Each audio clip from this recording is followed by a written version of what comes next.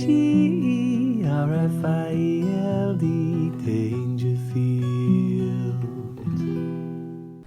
Hello there people, so I made a video the other day about Gary Stevenson. I also made a live stream reacting to him on LBC. So if you saw the first video and you haven't seen the live one, go and check that out because it's quite interesting.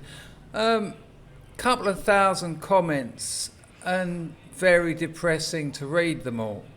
You know, when I talk about people like Gary Stevenson being artificially elevated, it's because the globalist leftist media likes useful idiots. It likes harmless heroes. You know, he's benign. So they elevate him, they put him on every show. Let's get these people up there. Let's give the lumpen proletariat a working class hero they can get behind. But he's got nothing to offer. His idea is ridiculous. It's been debunked. Not only debunked in theory, but in practice, time and time again. And, you know, there was even people in the comments like, AI slop at the beginning of the video, LMFAO. Did you really laugh your effing arse off? You know, you can't understand a little bit of irony. And does that make the rest of my argument void? And there was loads of people who said that. People were really upset and they were really offended by the way I talked about Gary Stevenson's behaviour, which says a lot about who he is and his motivations. Language is more than words, people. But the reason people were emotionally upset, offended, was because Gary Stevenson works on emotions. That's his shtick. You know, this isn't critical thinking and logic. This isn't an understanding of financial and economic history. This is emotional. He says it on every interview. Your children won't be able to eat and their children's children will be in more poverty than today. So, I'm not going to bore you by going through the comments. I'll leave a link to the other video so you can go and check it out.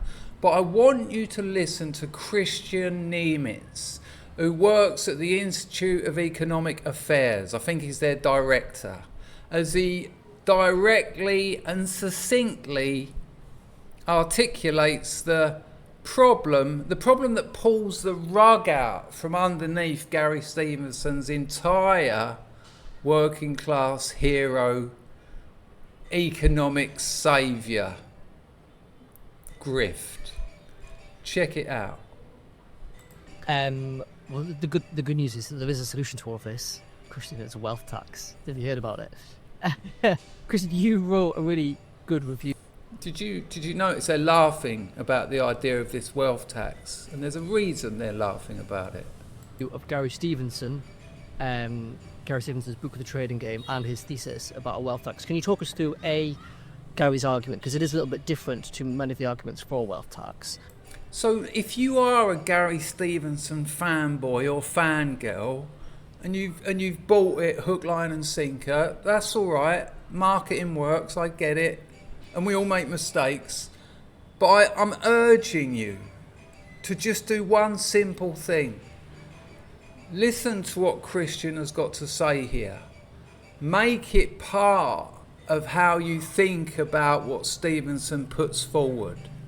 Don't just take that cheeky chappy walking along making his little videos. I saw a video of him one of his videos yesterday was about investing in crypto. About a 10-minute video.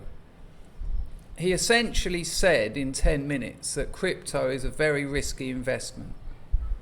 Thanks for your help. There's another video on his channel called The Basics of Investing.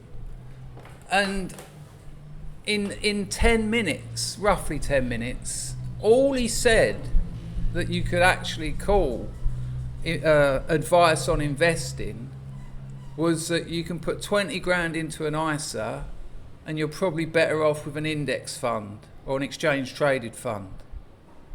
Literally, that is it. It's a con job, people. So, over to Kristian. I just urge you to listen. There'll be no AI slop at the beginning of this video. Well, there might be. And also, the other thing I noticed about the comments on my other video, I think a couple of people, like 2 or 3, actually tried to articulate some kind of argument. And I'm into that, because I might learn something as well. But the huge majority were, you just don't like him, but I do like him, and you just said silly things about him, but he's a legend. One bloke said he's a legend because he sold 1 million books. There's an Austrian painter that sold 12 million books. Anyway, crack on, Kristian. And B, what your thoughts on it are. Yeah, so for Gary Stevenson, this is not so much about raising revenue for the government. So that's where he differs a bit from most of the people who are talking about wealth taxes today. So Neil Kinnock came up with it this week. For him, this is clearly, he thinks this is an easy way, or at least claims to think this is an easy way to raise lots of money and to plug the deficit. That isn't really Gary Stevenson's argument at all. He developed, or even in the book, he doesn't even mention the wealth tax as such. So it's a logical conclusion from his analysis and something that he came up with later on his YouTube videos, but it's not in the book as such, or even in his thesis. What he says is, he describes how he got radicalized in the years when, so around the period I was talking about earlier, 2010, 2011, when Britain was still doing pretty badly, no longer technically a recession, sort of coming out of it, but as we know, could argue, never really came out of it. But there was still at the time an expectation by a lot of market traders that there was going to be a V-shaped recovery, that Britain would just quickly bounce back from. In economics, a V-shaped recovery is exactly what you think it is. Everything went down and then it went back up again. From that crisis, and then it would just be forgotten soon. And he was betting in the opposite direction, and he was basing this on just observations that people he knew had to sell their homes, sell other assets, and to run down their savings. And he started thinking, well, okay, but where do all these assets go? People run down their assets, people sell their homes, but the physical assets don't disappear, so where do they go? And then he thought, well, we're the baddies, we in the financial sector, because we're driving this massive increase in wealth inequality. The rich get more and more assets, but he says the rich don't spend money, not on consumption at least. What they do is buy more assets. And in that way, they drive up asset prices. They put them out of reach for middle class and lower income families. And then these poorer families have to pay interest rates or to the wealthy asset holders. And he said, in this way, wealth inequality is a spiral. It makes itself worse over time, and we are, as what he said, thought at the time, and would undoubtedly still say today, we are in this death spiral where things get worse and worse, and the only way you can solve this is by tackling the wealth inequality that he thinks is really driving our whole economic decline. The problem with it is that this increase in wealth inequality that he talks about all the time, just takes for granted that it's happening, isn't actually happening. It wasn't happening at the time when he developed these ideas, and it's not happening now. So in a long run perspective, and there's data on this even from the Equality Trust, the guys who are totally obsessed with inequality data, much closer to him ideologically than to us. They might even overtake him on that front. Even they show, if you look at standard measures of wealth inequality, what percentage of the total national wealth is held by the richest, 10%, 1%, whatever. They show it used to be very high historically, so Victorian age, you still had a much higher concentration of wealth than today. It fell for most of the 20th century, and then in the 90s, early 2000s, went back up again a little bit, but to nothing like the levels that we saw historically. So for Stevenson, the post-war decades, 50s, 60s, that's his relative golden age. But that was a period when wealth inequality was actually higher than it is today. So that can't really be the issue. It doesn't work on an international basis either, because the US would be the closest thing to an example where there actually was a V-shaped recovery, where for them, I doubt that they are still talking about the Great Recession, the financial crisis, because for them it really was a short-term crisis, but undoubtedly severe at the time, but something that they recovered from quite quickly, and they went back to the pre-crisis growth path again.